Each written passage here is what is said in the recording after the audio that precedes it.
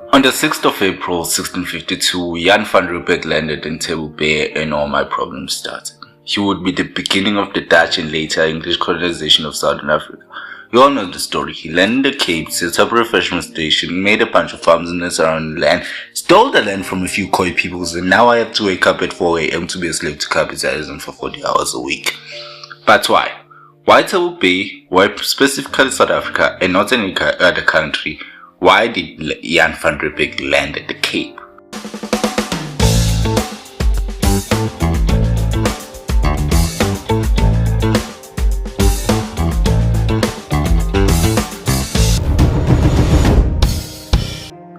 Well, it starts around 200 years earlier, actually 199 years earlier, with the fall of Constantinople. Army of City is lost. I am incredibly amazed at how I was able to link all my problems to one of the most consequential events in human history. Like, that's so good, crazy good. Anyway, on the 29th of May 1453, the great city of Constantinople fell to the Ottoman Turks, resulting in the end of one of the greatest empires in human history. Now, this had a lot of consequences for Europe and for the world. Basically blocked the overland route to Asia through the Middle East because Muslims own the land. This is a huge oversimplification, by the way.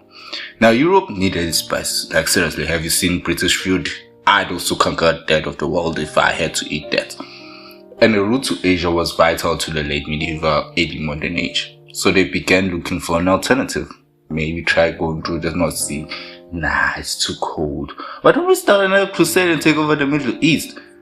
Again, no, because we're all going to die. The Muslims have guns. I imagine there was some sort of idea that was like, why don't you sail there? Now imagine the pitch being something akin to this. Hear me out, Henry. What if we get on huge chunks of wood powered by oversized bedsheets and ride the waves of the ocean to Asia? But the routes, Henry would ask, and this is where Portugal and Spain would disagree.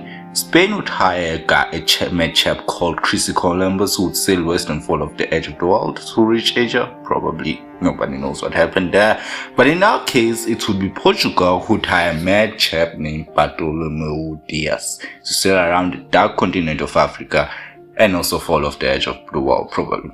Diaz would try this in 1497 and go further than any explorer before him, reaching the southernmost tip of Africa and christening it the Cape of Storms, or as we know it today, the Cape of Good Hope. But he did not reach India. So they had to find another person to do it, and it was a young mad guy by the name of Mr. Vasco da Gama. On the 8th of July 1497, Vasco da Gama would sail from Lisbon south to the coast of Africa, reaching the Cape of Storms and rounding it before sailing west, and when God favored, north to India, which would reach in May 1498. Weird fact, but he passed the coast of KZN around Christmas and named the place Natal, which is where KwaZulu-Natal gets his name, which means Christmas or virgin bird. So if you were to translate the name of the province today, it would be the land of the Zulu bird or Christmas, Zulu Christmas. Kind of didn't make sense in Portuguese. Anyway, Vasco da Gama reaching India would create a surefire sea route to Asia, which is still in use today. So like 100 years go by, empires rise and fall, and in the 17th century, one of the major sea powers was the Dutch, or rather the Dutch East India Company, or the VOC to be specific. We had a deal, Jack. I contracted you to deliver cargo on my behalf. You chose to liberate it. People aren't cargo, mate. They had trading posts in Asia such as Indonesia, Sri Lanka and Taiwan, but they had a problem. Trips to Asia were long and hard. They needed somewhere to refuel the troop, give them supplies, fresh food and water, something like a refreshment station. But where? And then came a guy by the name of Johan Van Riebeeck in 1645. He had a job as a manager of a VOC trading station in Vietnam, but was fired after engaging in some illegal trade. No, he did not sell drugs, he just traded some bullshit, which he was not allowed to, personally. So he had to go back to the Netherlands, and on his route there, he spent 18 days in Table Bay, where he got a genius idea.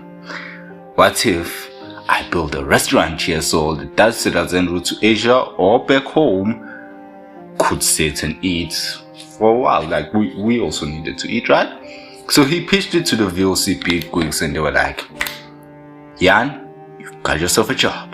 And so Jan was given a ship and sailed to the Cape, landing at Table Bay on the 6th of April 1652 with the sole mission of creating a provisioning station to supply trade ships, trade goods and supplies. He ended up building the Fort of Good Hope there and a few farms. The Dutch had no plans for colonization or conquest, just a nice trading station. So how did that go, Johan? We see a completely non-racial society.